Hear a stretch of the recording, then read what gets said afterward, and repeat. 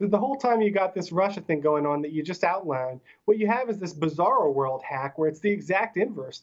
The same time the Democrats started talking about Russia, Russia this, Russia that, they were informed by the House Inspector General that there was a hack on Congress, and it was done by Pakistani IT aides that they hired and failed to vet.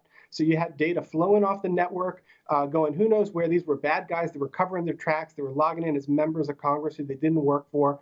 They were, impersonating members. They were logging into members that had previously fired them for misconduct.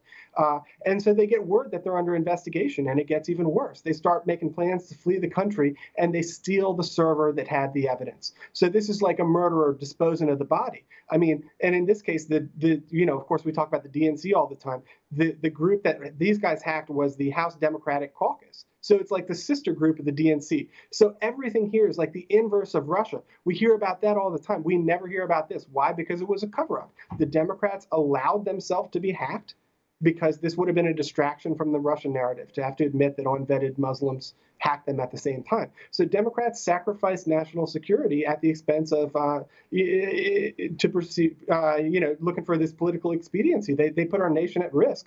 So what we've been trying to figure out since then for the last 18 months that this guy Imran Awan has not even been arrested is we know he hacked Congress. We know he was taking data off the network, but what was the purpose? And so, we placed him this week.